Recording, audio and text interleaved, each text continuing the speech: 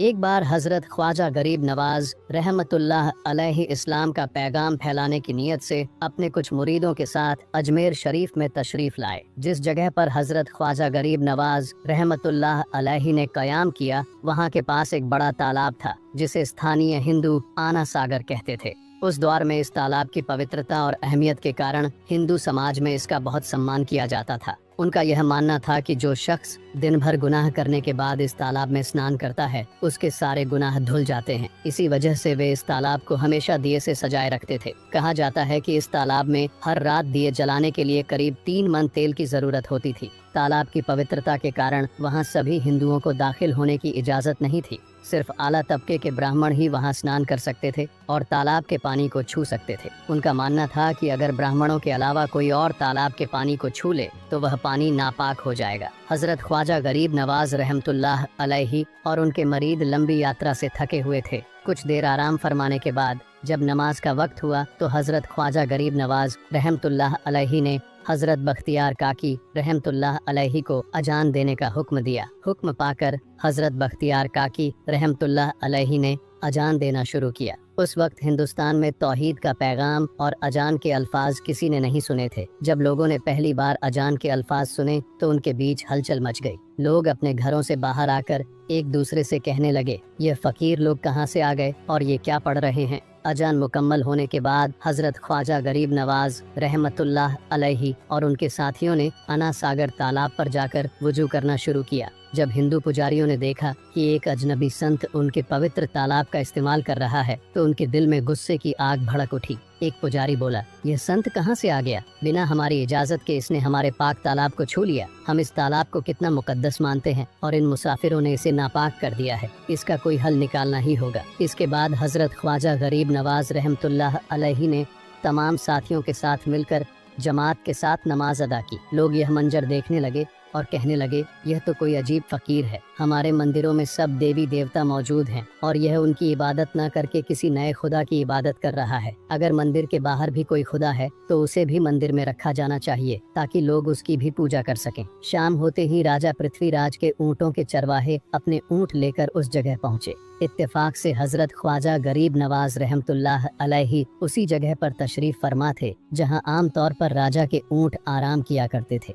चरवाहों ने देखा कि एक संत का काफिला उनके मुकाम पर आकर बैठा है। उन्होंने हजरत ख्वाजा गरीब नवाज रहमतुल्लाह अलैहि और उनके साथियों से कहा, अरे फकीर बाबा, आप कहाँ से तशरीफ लाए हैं और यहाँ आकर बैठ गए? क्या आपको मालूम नहीं कि यहाँ रोजाना राजा पृथ्वीराज के ऊँट आराम फरमाते हैं? राजा के ऊँट यहाँ आराम करते हैं, यह जानते हुए भी आपने यहाँ बैठने की जुर्रत कैसे की? हजरत ख्वाजा गरीब नवाज रहमतुल्लाह अलैहि ने उन चरवाहों को नरमी से जवाब दिया, बाबा, हम मुसाफिर हैं और अनजान हैं। हमें मालूम नहीं था कि इस मुकाम पर राजा के ऊँट आराम करते हैं, क्योंकि हम पहले ही यहाँ रात गुजारने का इरादा कर चुके हैं। तुम अपने ऊँटों को आज किसी और जगह आराम देने ले जाओ, आसपास बहुत सी जगहें हैं। हजरत ख्वाजा गरीब नवाज रहमतुल्लाह अलैहि का जवाब सुनकर पृथ्वीराज के चरवाहे बोले, फकीर की हिम्मत तो देखो, कहता है कि राजा के ऊँटों को कहीं और ले जाए और खुद यहाँ बैठ रहेंगे। फकीर बाबा, यह तो हरगिज मुमकिन नहीं है। राजा के ऊँट अपने ही मुकाम पर बैठेंगे।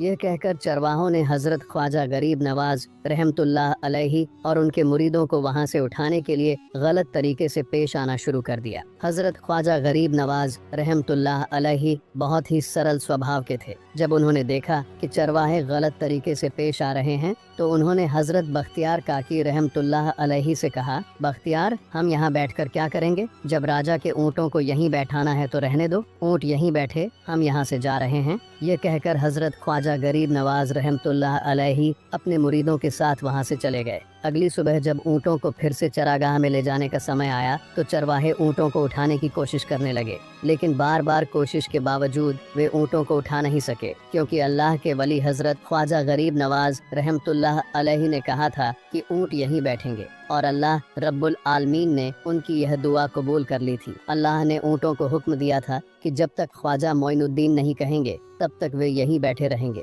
इसके बाद चरवाहे ऊँटों के न उठने का कारण जानने लगे। उनमें से एक नेक चरवाहा था जिसने कहा, क्या तुम्हें याद है कि हमने कल यहाँ से एक फकीर को उठाया था? जाते जाते उन्होंने कहा था कि हम जा रहे हैं, राजा के ऊँट यहीं बैठेंगे। मुझे लगता है कि उनके कहे शब्दों के कारण ही राजा के ऊंट उठ नहीं पा रहे हैं। शायद वह अल्लाह के नेक बंदे हैं।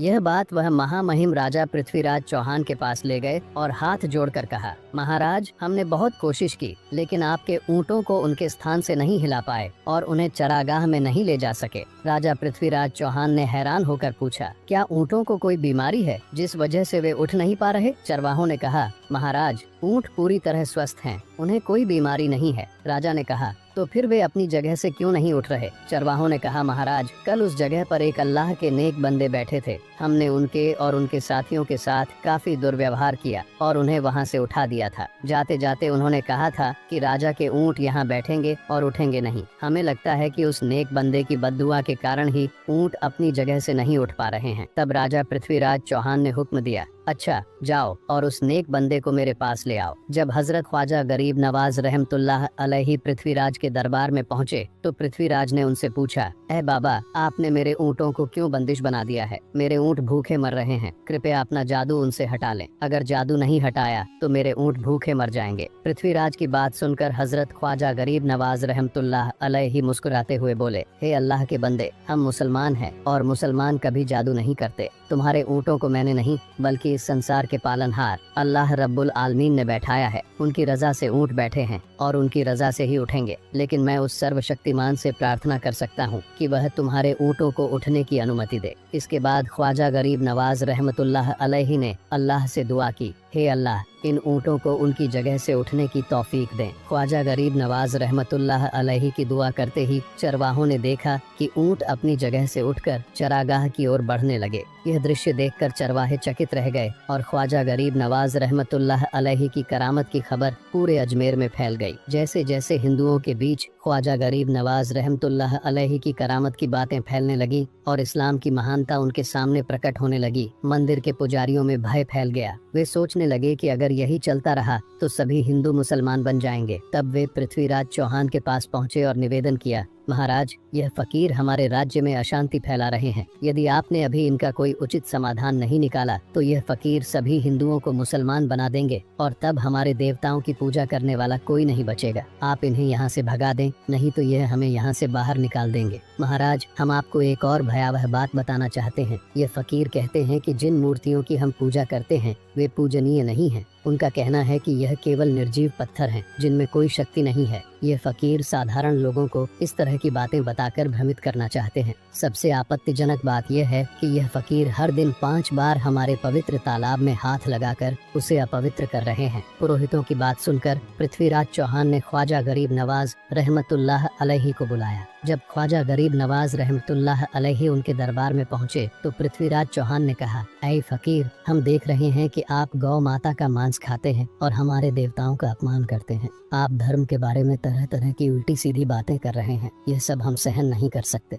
हम यह भी देख रहे हैं कि आप हमारे पवित्र तालाब को अपने अपवित्र हाथों से खराब कर रहे हैं। आप तुरंत हमारे देश से चले जाएं। यह सुनकर ख्वाजा गरीब नवाज रहमतुल्लाह अलैहि ने कहा, बाबा, हम लोग तो केवल वुजू करते हैं, नहाते नहीं। अगर पूरी देह के स्पर्श से आपके तालाब का पानी खराब नहीं होता है तो केवल हमारे हाथ और चेहरे के पानी से तालाब अपवित्र कैसे हो सकता है? यह सुनकर पृथ्वीराज चौहान ने कहा, वे सभी लोग हमारे धर्म के हैं, जबकि तुम लोग कहीं और से आए हो। तुम हमारे धर्म के नहीं हो, इसलिए तुम्हारे हाथ लगाने से हमारा तालाब अपवित्र हो जाता है। तब ख्वाजा गरीब नवाज रहमतुल्लाह अलैहि ने कहा, अच्छा बाबा, हम अब आपके तालाब के पानी को हाथ नहीं लगाएंगे, लेकिन हमें पानी की जरूरत है तो हम चाहते हैं कि केवल एक बर्तन में पानी ले लें। पृथ्वीराज चौहान ने कहा, ठीक है, तुम पानी ले सकते हो, लेकिन तुम्हारा बर्तन तालाब में लगे, तुम्हारे हाथ नहीं। अगर तुम्हारे हाथ पानी को छूते हैं तो हम इसके खिलाफ सख्त कार्रवाई करेंगे। राजा के साथ सहमति के बाद ख्वाजा गरीब नवाज रहमतुल्लाह अलैहि ने अपने मुख्य खलीफा बख्तियार काकी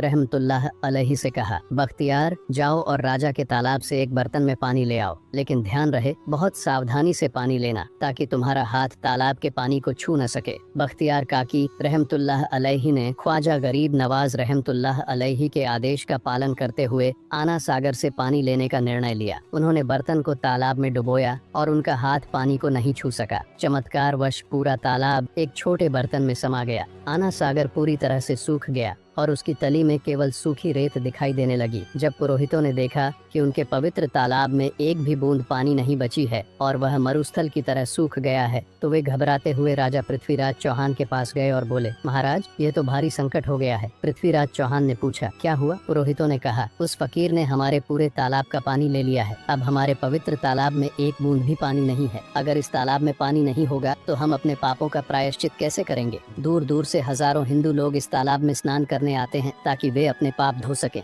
अगर पानी नहीं रहेगा तो वे यहाँ आना बंद कर देंगे। इससे हमारा बड़ा नुकसान होगा और अजमेर की मान मर्यादा मिट्टी में मिल जाएगी। पृथ्वीराज चौहान गहरे विचार में पड़ गए। वे ख्वाजा गरीब नवाज रहमतुल्लाह अलैहि के खिलाफ कोई कठोर कदम उठाने से झिझक रहे थे, क्योंकि उन्हें आशंका थी कि अगर उन्होंने फकीर के खिलाफ सैनिक भेजे और फकीर ने सैनिकों पर भी करामात कर दी तो उनकी परेशानी और बढ़ जाएगी। इसलिए उन्होंने कहा, तुम लोग जाओ और उस फकीर को मेरे पास बुला कर लाओ। मैं देखता हूँ कि वह क्या चाहता है। अगर उसकी मांग उचित होगी तो हम उसे मान लेंगे और यदि उचित नहीं हुई तो हम माफी मांगकर अपना तालाब का पानी वापस ले लेंगे। जब ख्वाजा गरीब नवाज रहमतुल्लाह अलैहि पृथ्वीराज चौहान के दरबार में पहुँचे तो पृथ्वीराज ने कहा, ऐ बाबा, आपने हमारे तालाब का सारा पानी ले लिया है। हम अपने पापों का प्रायश्चित कैसे करेंगे? पूरे दिन के पाप हम इस तालाब में स्नान करके धोते हैं। अगर तालाब में पानी नहीं होगा तो हम अपने पाप कैसे धोएंगे? ख्वाजा गरीब नवाज रहमतुल्लाह अलैहि ने उत्तर दिया, देखो बाबा, तुम्हारे पास आना सागर है पर दुनिया के हर कोने में ऐसा तालाब नहीं है, तो क्या वे लोग अपने पाप कैसे धोएंगे? पापों को धोने की ताकत इस तालाब के पानी में नहीं है। पापों को माफ करने वाला केवल अल्लाह है, जिसने आकाश, धरती और पूरी सृष्टि बनाई है। उसकी इजाजत के बिना एक पत्ता भी नहीं हिलता। इसलिए मैं तुम्हें इस भ्रम को छोड़कर सही राह पर आने की दावत देता हूँ।